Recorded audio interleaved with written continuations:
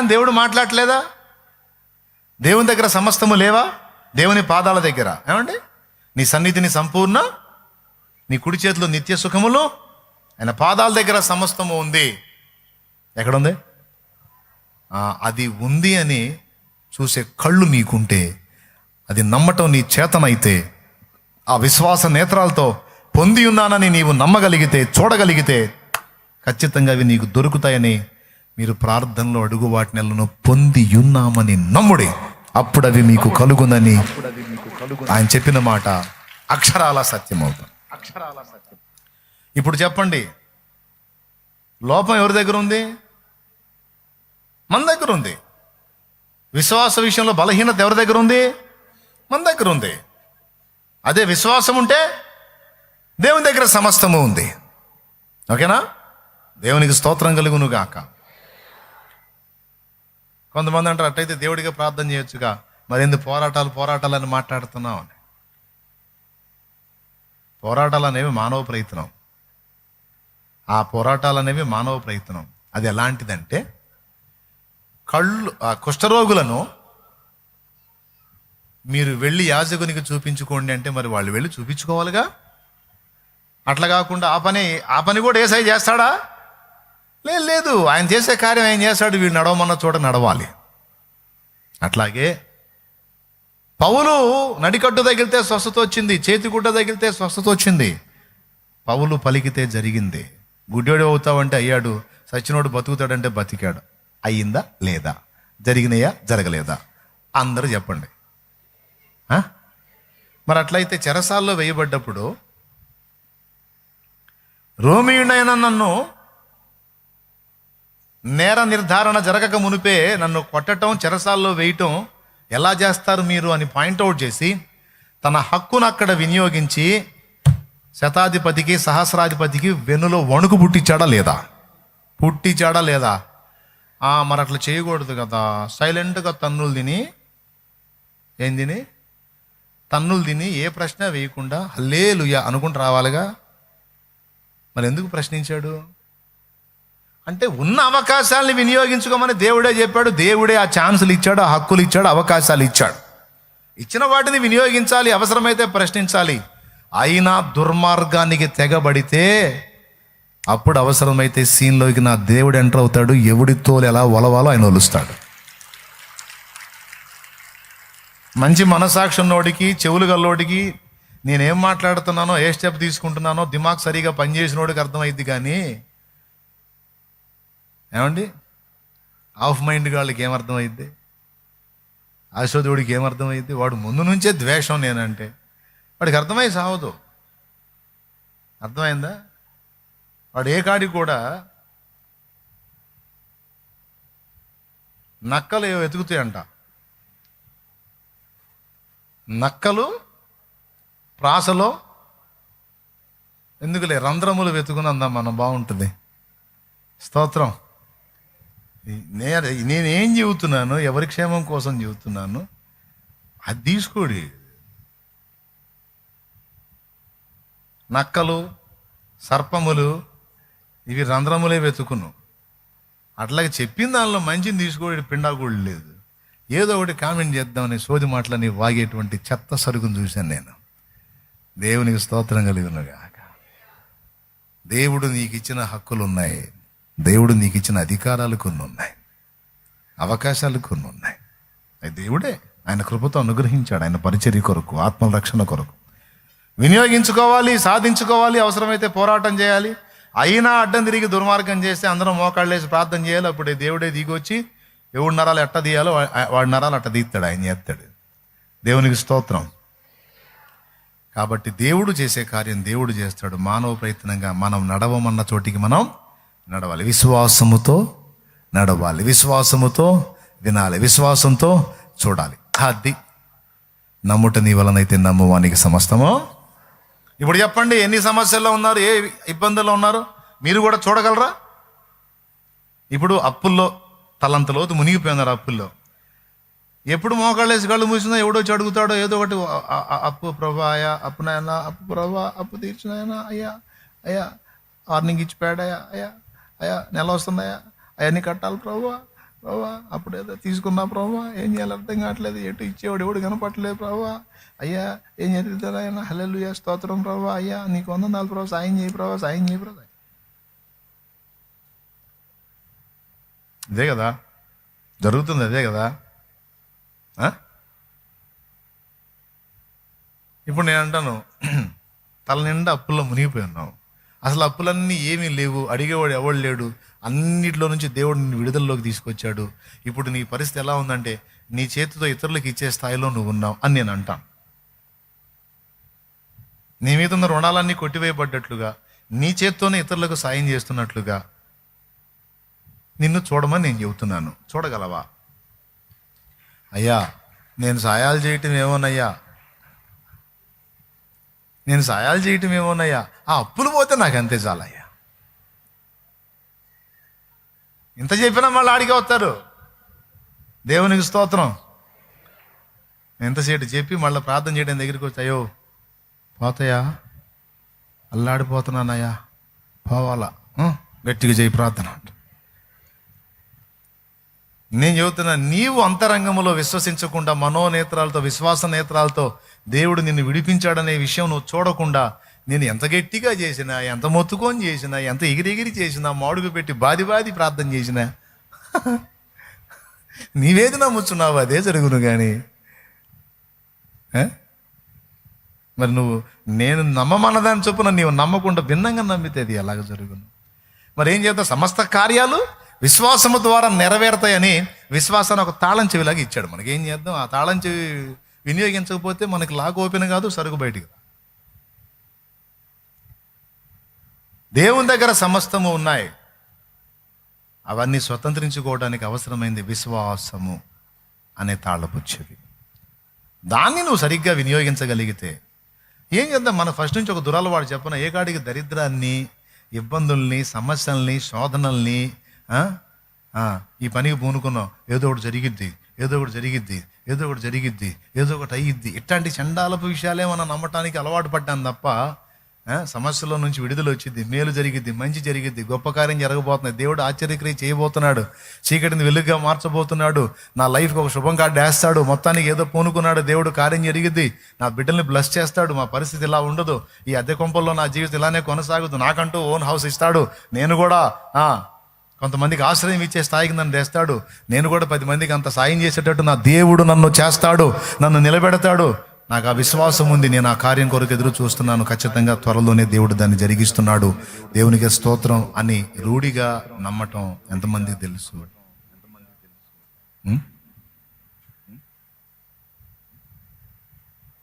అందుకే ఆయన అన్నాడు, నమ్ముట నీ వలన ఇద్దా. నా భాషలో చెబుతాను, చేత ఇద్దా. చేత అయితే అయిపోయినట్టే పో.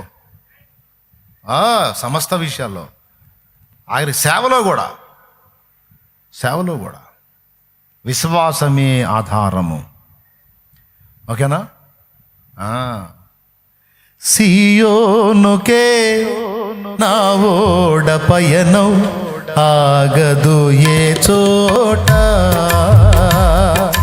సియోనుకే నా ఓడ పయనం ఆగదు ఏ చోట, విశ్వాసముతోనే ఆరంభించితిని ఈ యాత్రను, విశ్వాసముతోనే ఆరంభించితిని ఈ యాత్రను, నే కోరిన ఆరేవుకే నడిపించును నా యేసయ్యా, నే కోరిన ఆరేవుకే నడిపించును నా యేసయ్యా, నా విశ్వాసవోడ యాత్ర కొనసాగుతున్నది, నా విశ్వాసవోడ యాత్ర కొనసాగుతున్నది, కొనసాగించే యేసు నాకు తోడుండగా, కొనసాగించే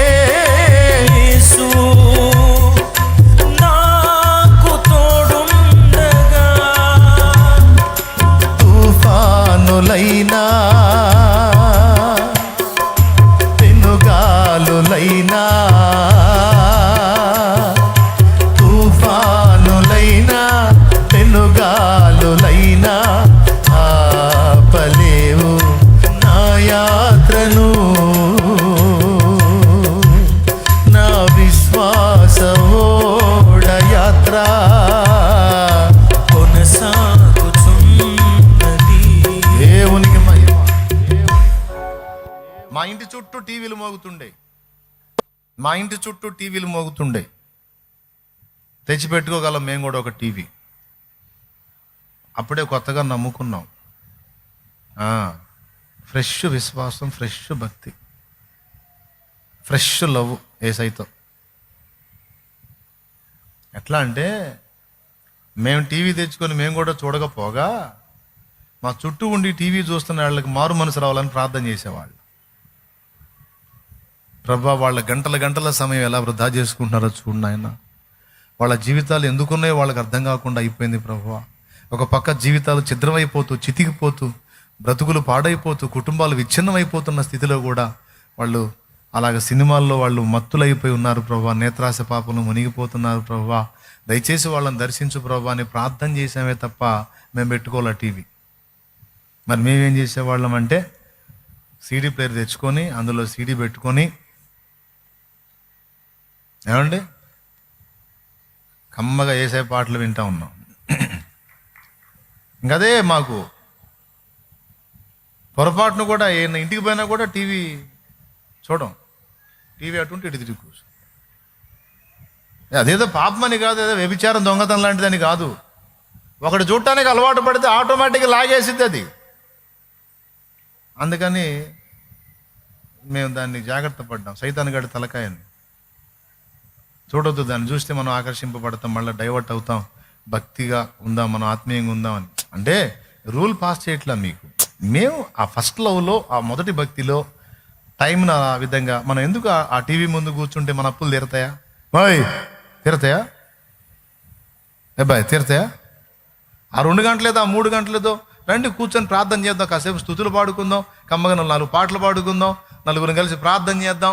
దరిద్రం వదిలిపోయిద్ది, దేవుడు కార్యం జరిగిద్ది, దేవుని మహిమ దిగి వచ్చిద్ది, ఆ రోగాలు తగ్గిపోతాయి, అప్పులు తీరిపోతాయి, సమస్యలు పోతాయి. ఉన్నాడు కదా సహాయకుడు. మన మోకాళ్ళను ప్రార్థన చేసి ఏ కార్యమైనా నెరవేర్చేవాడు. బాధలన్నీ ఆడబెట్టుకొని, అప్పులు తిప్పలన్నీ ఏడబెట్టుకొని, సమస్యలన్నీ ఏడబెట్టుకొని మనం ఎంత చూసుకుంటా కూర్చుంటే ఏంది అది పద్ధతి అన్నది? బాగుపడింది లేదు, సచ్చింది లేదు. కుటుంబంలో పరిస్థితులు మారింది లేదు, సచ్చింది లేదు. ఎవరికి వాళ్ళకి సెల్ ఫోను, ఈ గదిలో వాళ్ళు ఆ గదిలో కూర్చొని ఎక్కడో రే అనుకుంటూ కూర్చుంటూ ఉంటారు. ఏం చేయాలి? ఏం చేయాలి? నువ్వేమైనా విడుదల పొందావా? బాగుపడ్డావా? ఏం చేసావని? ఏమి సాధించావని? మన సోదరు చెప్పింది, పట్టుదలగా గదిలో పోయి ప్రార్థన చేసింది. పాపం రోజు ప్రార్థన చేసుకుంది. ₹1 కోటి కూడా అడగని స్థలం, అడగని నివాసం, ₹1 కోటి కూడా దక్కని పరిస్థితి.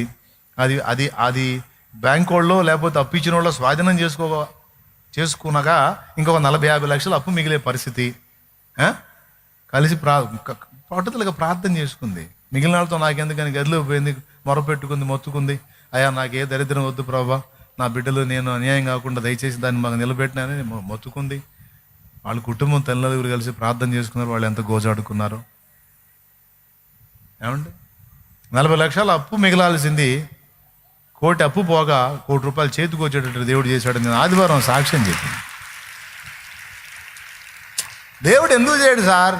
దేవుడు ఎందుకు చేయడు? చేయకపోతే మరి వాళ్ళు అబద్ధాలు చెబుతున్నారా? నేనేమో డబ్బులు ఇచ్చి చెబుతున్నాను. ఏంది అంత అవసరం నాకేం లేదుగా. మేము డబ్బులు ఇచ్చాను నీకు? నేను ఇచ్చానా? మరి ఎందుకు చెప్పా? దేవుడు చేశాడు కనుక చెప్పావు. ప్రార్థనకు జవాబే కదా. గోజాడుకున్నావుగా, ఏడ్చుకున్నావుగా, అవమానంతో ఫీల్ అయ్యావుగా, ఇంక లేదు అవకాశం అనుకున్నావు. మొరపెట్టుకున్నావు, గదిలోకి వెళ్ళి దేవునికి గోజాడుకున్నావు, ఉపవాసాలు ఉండి మొత్తుకున్నావుగా. చేసావా లేదా? అదిగో నాకు తెలుసు, ఆమె ప్రార్థన చేసిద్ది. దేవుడు కార్యం చేశాడు. చూడండి ఎంత కార్యమో. ఉన్న నివాసం అమ్ముడు పోగా, ఉన్నది అదే వాళ్ళకున్న షాపు అమ్ముడు పోతే ఇంకా 40-50 లక్షలు అప్పు మిగిలాల్సింది. అప్పు మొత్తం పోయి ₹1 కోటి మిగిలేటట్టుగా 2 దానికి రేటు వచ్చేటట్టు దేవుడు చేశాడు. వాస్తవంగా వాళ్ళు ఉన్న బాధల్లో ఎవరు రేటు రానియకుండా తొక్కిపట్టే పరిస్థితి. ఎందుకు తెలుసా? సమస్యల్లో మనం ఉన్నప్పుడు రూపాయి దాన్ని పావలాగా అడుగుతారు. ఎందుకంటే మన బాధలు వాళ్ళకి తెలుసు కాబట్టి. మరి ఒకడు కక్కురు తోడు ఉంటాడు, మరీ లోకులు ఊరక తీసుకున్నాడు, 10 పైసలకు అడుగుతాడు. వాడిని ఏం చేయాలో అర్థం కాదు. అది మరీ అన్యాయం. రూపాయి దాన్ని మరి 10 పైసలకి, ఎందుకంటే వాడికి అవసరం ఉంది, వాడే ఈగ సత్తాడా ఇస్తాడని. నేను చెబుతున్నాను. మరి కార్యం జరిగిందిగా. మరి నీ కుటుంబం విచ్ఛిన్నమై, ఈ కుటుంబంలో పరిస్థితులు బాగలేక, తల్లిదండ్రుల కష్టాలు తల్లిదండ్రులు పడతా, ఇంట్లో పరిస్థితులు బాగలేక అప్పులు పాలైపోయి, ఇంకా ఇంతవరకు ఒక దారి ఏది దొరకని స్థితిలో సమస్యల వలయంలో సతమతం అవుతూ భక్తి సాధన చేయకుండా మరి ఏ విధంగా ఎవరు చేంజ్ చేస్తారు? దేవుడే కదలాలా, ఏదో కార్యం దేవుడే చేయాలా, నీ ఇల్లు బయటికి రావాలా, బాగుపడాలా, నీ కుటుంబం క్షేమం పొందాలంటే దేవుడు కదలాలిగా. దేవుడు కదలాలంటే నువ్వు ముందు దేవునికి అందుబాటులో రావాలిగా. తలకాయ నిండా దరిద్రం పెట్టుకొని కూర్చుంటే అంటే అట్ట కుదిరిద్ది? నేను చెబుతుంది ఒట్టి మాటలా, జాగ్రత్త పడాల్సిన విషయాలేగా. సేవ అయినా, కుటుంబ క్షేమమైనా, సమాజ క్షేమమైన ఏదైనా సరే బిడ్డలారా, దేవుని పాదముల చెంత కనిపెట్టుకోవాలి. ఉన్నదంతా అక్కడుంది. ఎలాంటి కార్యాలు చేశాడో తెలుసా? నాకు ఊహ తెలిసిన దగ్గర నుంచి 2-3 ఏళ్ళలో కాస్త అప్పు లేని బతుకు, ఆ తర్వాత నుంచి అప్పులో అప్పులు అప్పులో అప్పులు అప్పులు. ఆ అప్పుల దెబ్బకి ఇప్పుడు కూడా ఎవరన్నా ఇస్తామన్నా తీసుకోనుగా. అస్సలు మీకు దండం, అప్పు ఇస్తాను అనొద్దు, మీ కాళ్ళు పట్టుకుంటాను, నాకు వద్దు. అప్పు అంటే నాకేం లేదు, కరెంటు పెట్టినట్టు ఉంటుంది. ఎందుకు తెలుసా? మనశ్శాంతి లేదండి. మన్నాకి పెళ్లి చేశారు అప్పు చేసి,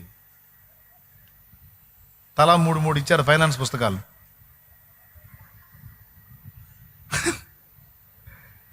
అర్థమైందా? ఫైనాన్స్ రోజు వస్తారు కదా, సాయంత్రాన్ని కట్టాల. డబ్బులు కట్టించిన పుస్తకంలో రాసిపోతారు అనమాట. అవి పుస్తకాలు భలే అందంగా ఉంటాయి, చిన్న చిన్న చిట్టి పుస్తకాలు భలే ఉంటాయి. పుస్తకాలు చూస్తే బాగుంటాయి కానీ కట్టాల్సిన అప్పులు చూస్తేనే భయం పుట్టేది.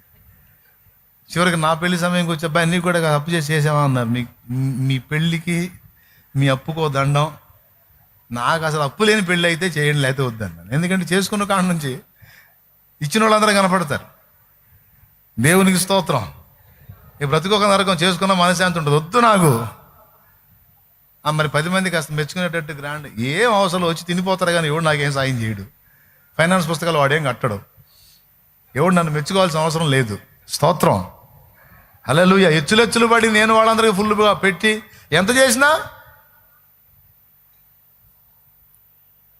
జయలలిత ఎలాగైతే చేయలేను, చేసుకోలేను. స్తోత్రం. ఆ కార్డు కూడా బంగారు కార్డు కొట్టించిందంట. కార్డు కాల్చినా సరే 5,000 డబ్బులు వస్తాయంట. అప్పట్లోలే. ఇప్పుడు ట్రై చేశారు. కాబట్టి ఎచ్చులు ఎందుకు, అప్పులు ఎందుకు? ఉన్నంతలో. ఇప్పుడు నేను గ్రాండ్గా చేసుకుంటే నాకు ఒరిగేది ఏంది, తక్కువగా చేసుకుంటే నాకు భార్య కావాలి. స్తోత్రం. భార్య దొరికిన వానికి మేలు దొరికను అన్న సంగతి కూడా అప్పుడు నాకు తెలియదు. శుభ్రంగా గుడికి పోయాం. ఆ వచ్చిన చుట్టాలకి ఫుడ్ కూడా అత్తగారు వాళ్ళే తెచ్చారు.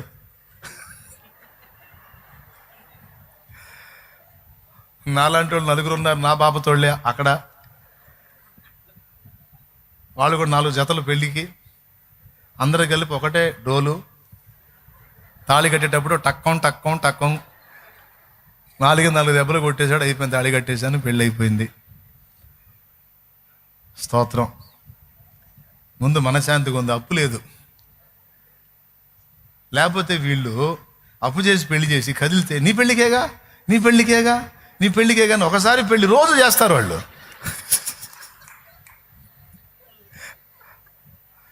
చేసుకున్నది ఒకసారి.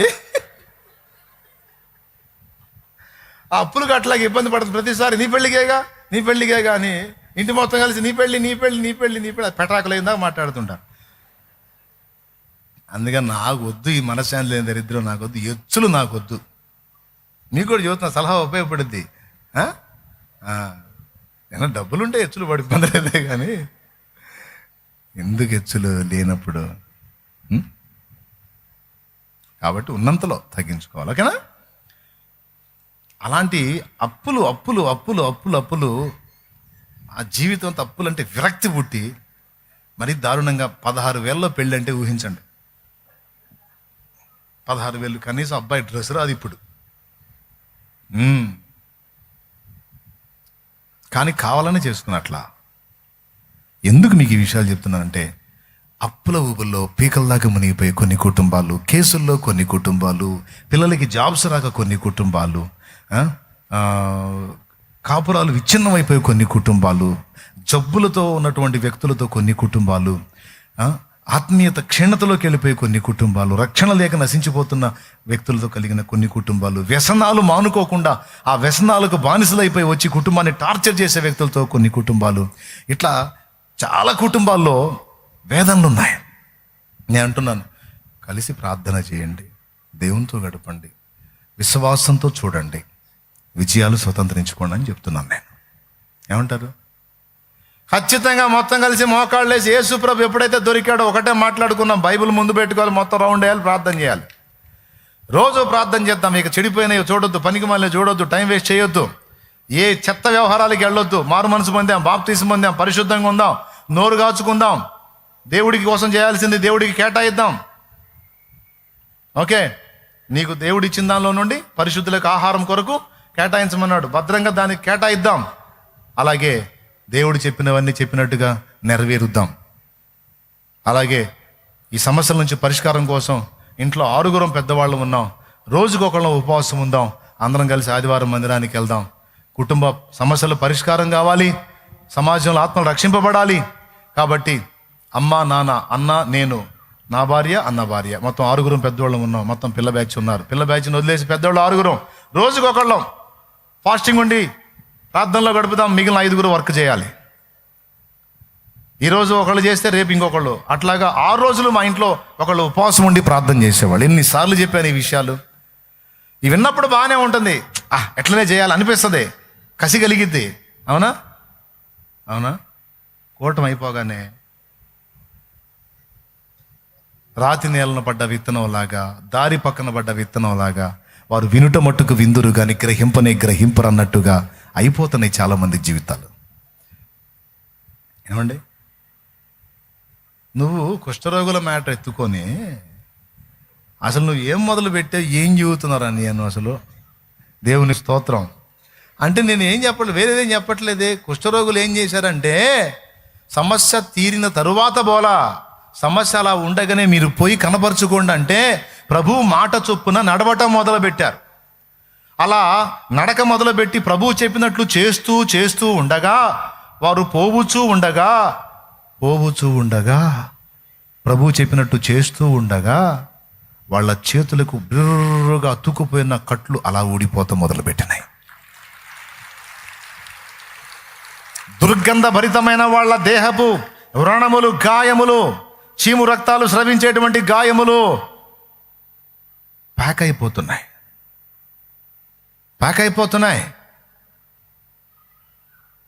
ఎవరికి వాళ్ళ కట్లు లూజ్ అయిపోతున్నాయి. ఇలా బెండ్ అయిపోయిన వేళ్ళు ఇప్పుడు ఓపెన్ అవుతున్నాయి. వారు పోవచ్చు ఉండగా శుద్ధుల ఇది అబ్బాయి శుద్ధులు అయినాక పోదాం అనుకోవాలా. ప్రభు చెప్పాడు, చెప్పింది చెప్పినట్టు చేస్తాం, ముందుకెళ్దాం, నాయన చూసుకుంటాడు. అది కదా విశ్వాసం. నాయన చెప్పాడంటే అయిపోయింది, అంతే. అయిపోయింది కదా, అయిపోయింది. మొత్తం 10 మంది బయలుదేరి వెళ్ళిపోయింది. కొంచెం దూరం వెళ్ళేసరికి వాళ్ళ కట్లన్నీ లూజ్ అయిపోయి ఊడిపోయి మొత్తం ఫ్రీ అయిపోయి ఒకళ్ళనొకళ్ళు చూసుకొని, నాకు తగ్గిందిరా, నా ఏళ్ళు ఫ్రీ అయిపోయినాయిరా, నా వేళ్ళు బాగా వచ్చిందిరా, నా కాళ్ళు బాగా అయిపోయిందిరా, గాయాలు లేవురా, ఇప్పుడు నా దేహం నుంచి దుర్గంధం రావట్లేదు, స్మెల్ రావట్లేదు, బాగున్నాను, నేను క్యూర్ అయిపోయింది నాకు అంటే ఆధారుడు నాకు కూడా క్యూర్ అయిపోయింది, నాకు కూడా మొత్తం 10 మంది క్యూర్ అయిపోయింది. ఎప్పుడయింది? వాళ్ళు ఆగినప్పుడు అయిందా? ప్రభు మాట చొప్పున వారు చేయుచూ ఉండగా, వెళ్ళుచూ ఉండగా, పోవుచూ ఉండగా అయిందా? దేవుడు చెప్పింది చెప్పినట్టు నువ్వు చేయటం మొదలుపెట్టి అలా సాగిపో. నీవలా పోవచ్చు ఉండగా, దేవుని మాట చొప్పున నువ్వు నడుస్తూ ఉండగా గుర్తుపెట్టుకో, భూమి ఆకాశములు గతించినను నా మాటలు ఏమాత్రము గతింపవు అన్నాడు నా యేసయ్య. నా మాటలు అచ్చైనా పోలైనా తప్పిపోదన్నాడు. నా మీద విశ్వసించి ఒకడు అడుగు వేస్తే ఆ అడుగు ఇరుగును పడనీయకుండా దాన్ని విజయవంతంగా ముందుకు నడిపించే బాధ్యత నాది. నడు. వీళ్ళనేమో రోగం తగ్గకముందే యాజకుడి కనపరుచుకోమన్నాడు. యోహాను సువార్త 2లో నీరు ద్రాక్షరసంగా మారకముందే, నీళ్లుగా ఉన్నప్పుడే వెళ్ళి విందు ప్రధానికి ఇవ్వమన్నాడు. తీసుకెళ్ళి నీళ్లుగానే ఉన్నాయి. అయినా సరే పనివారు సందేహించలా. మరియమ్మ ముందే చెప్పింది, ఆయన మీతో చెప్పునది చేయుడి అని. ఆ మాట చొప్పున వాళ్ళు తీసుకెళ్ళి విందు ప్రధానికి ఆ నీళ్లు అందించారు. వీళ్ళ చేతుల్లోంచి ఆ నీరు విందు ప్రధాని చేతిలోకి వెళ్ళేసరికి మధురమైన ద్రాక్షరసంగా మారిపోయింది. ఎందుకు? చెప్పింది ఎవరు? నా ప్రభు. చెప్పినవాడు నా ప్రభు. ఆ రాయిని తొలగించండి అన్నాడు. మార్తమ్మ పరిగెత్తుకుంటూ వచ్చింది. ప్రభువా వద్దు, అబ్బాయి చచ్చిపోయి లోపల పెట్టి 4 రోజులు అయిపోయింది, దుర్గంధ భరితంగా ఉంటుంది, 3వ రోజుకే శవం వాసన వస్తుంది, 4 రోజులు దాటుతుంది, దుర్గంధం తట్టుకోలేము. నా తమ్ముడిని చూసి, నా సహోదరుని చూసి అందరూ ముక్కుకు వస్త్రాలు పెట్టుకోవడం నాకు ఇష్టం లేదు, తట్టుకోలేము, అందరూ తల ఒక మాట అంటారు, వద్దని అడ్డుపోయింది. ప్రభు ఏమన్నాడు? మార్తా మార్తా, నీవు నమ్మిన యెడల దేవుని మహిమ చూతువని నేను నీతో చెప్పలేదా? నువ్వు ఆగక్కడ, మీరు వెళ్ళండి, తీయండి రాయి పక్కకు అన్నాడు. రాయి పక్కకు దొల్లించారు. తండ్రి, నువ్వెల్లప్పుడూ నా మనవులు వినుచున్నావని నేను నీ కృతజ్ఞతలు చెల్లిస్తున్నాను. నీవు నన్ను పంపితువని నా చుట్టూ ఉన్న వీళ్ళందరూ తెలుసుకున్నట్లు ఈ కార్యం జరిగించు. లాజరు, లాజరు బయటకు రా, బయటకు రా. బిగ్గరగా లాజరు బయటికి రాని శబ్దం చేశాడు. అంతే, ఆ మృతదేహంలోకి జీవం వచ్చింది. ఆ మృతదేహంలోకి జీవం వచ్చింది. కాళ్ళు చేతులు మొత్తం బాడీ అంతా ప్యాక్ చేసేసారు కదా, సుగంధ ద్రవ్యాలు పూయటానికి ప్యాక్ చేసేస్తారు వాళ్ళు. కాబట్టి అతను చేతులు తీసుకొని విప్పుకోవడానికి లేదు. అలాగ ప్రేత వస్త్రంతో కట్టబడిన వాడై ఆ బంధింపబడిన స్థితిలో చిన్నగా అడుగులు అడిగేసుకుంటా సమాధి బయటకు వచ్చాడు. రాయి తీస్తే కాదనేది కాదు, విశ్వాసంతో శిష్యులు రాయి తీశారు. చచ్చిన శవం తిరిగి సజీవుడై బయటకు వచ్చాడు. సందేహింపక, సందేహం అనే అడ్డుబండలు, అవిశ్వాసం అనే అడ్డుబండలు తొలగిస్తే కానీ అద్భుతాలు జరగవు. అర్థమైందా? తీసేయాలి సందేహాన్ని, అనుమానాన్ని తీసేయాలి, అపనమ్మికను తీసేయాలి. విశ్వాసము గలవారమై అడుగులు వేయాలి, ప్రయత్నం చేయాలి. విశ్వాసంతో ముందే కార్యములు జరిగినట్టు నమ్మి దేవుని కృతజ్ఞతలు చెప్పేయాలి. అప్పుల నుంచి విడిపించి అడగటం తప్పని నేను అనట్లేదు, కానీ విడిపించినందుకు స్తోత్రమని విడుదలను నువ్వు విశ్వాస నేత్రాలతో చూడాలి. మరి దాన్ని బలపరిచేదానికే కదా ఈ పాటలన్నీ. నీవు మోసిన నిందకు ప్రతిగా పూదండ ప్రభువు ఇచ్చునులే, నీవు పొందిన వేదనలన్నీ త్వరలో తీరిపోవునులే. నీ స్థితి చూసి నవ్విన వారే సిగ్గుపడే దినమొచ్చేనులే. నీ స్థితి చూసి నవ్విన వారే సిగ్గుపడే దినమొచ్చేనులే. విడుదల సమీపించెను, నీకు వెలుగు ఉదయించును. విడుదల సమీపించెను, నీకు వెలుగు ఉదయించును. చెమ్మగిల్లు కళ్ళల్లోన కన్నీళ్ళెంత కాలం, కష్టాల బాటలోనే సాగదు పయనం. చెమ్మగిల్లు కళ్ళల్లోన కన్నీళ్ళెంత కాలం, కష్టాల బాటలోనే సాగదు పయనం. విడుదల సమీపించెను, నీకు వెలుగు ఉదయించును. విడుదల సమీపించెను, నీకు వెలుగు ఉదయించును. దేవునికి మహిమ.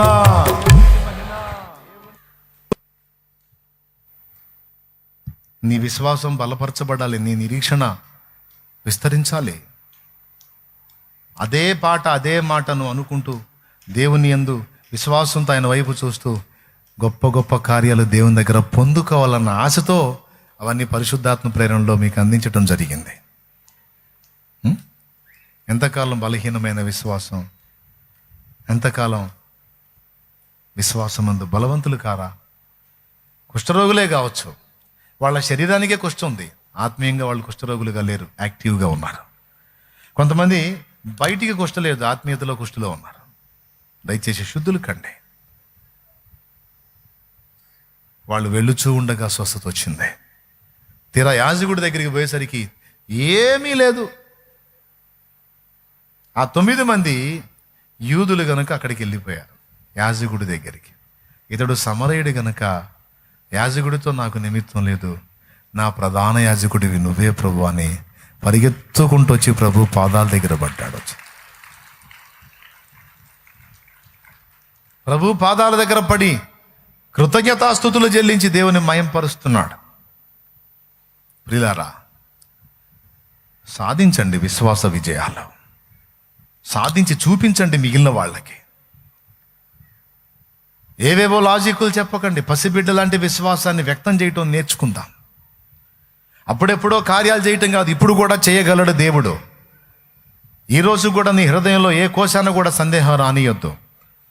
నువ్వు దైవజనుడివా, సేవ చేస్తున్నావా, ఎప్పుడు కూడా దేవుని ఎదుట చిన్న చిన్న వాటిని ఎదురు చూడొద్దు. దేవుని కొరకు గొప్ప కార్యాలు సాధించి, దేవుని కొరకు గొప్ప వాటిని ఎదురు చూసి, గొప్ప వాటిని విశ్వసించి, గొప్ప వాటిని స్వతంత్రించుకోవడానికి సిద్ధం చేసుకుని మనస్సుని. ఈరోజు ఇలా ఉన్నావు, ఆటేకాలం అలా కొనసాగదు. దేవుడు ఆ పరిస్థితులను మారుస్తాడు, నిన్ను కూడా బలపరిచి వాడుకుంటాడు. ఆత్మల రక్షణే ధ్యేయంగా నువ్వు ముందుకు వచ్చావు, ప్రార్థన చేస్తున్నావు, ఉపవసిస్తున్నావు, మొత్తుకుంటున్నావు కదా, ఆ ప్రార్థనలు ఆయన త్రోసేస్తాడా? దేవుడు నన్ను వాడుకుంటాడు, దేవుడు నన్ను బలపరుస్తాడు, నన్ను బాగు చేస్తాడు. నా ప్రయాస ప్రభునందు వ్యర్థం కాదు, ఖచ్చితంగా సఫలమవుతుందనే విశ్వాసం కలిగిన వారమే దైవ సేవకు పరిగెత్తుదాం ముందుకి.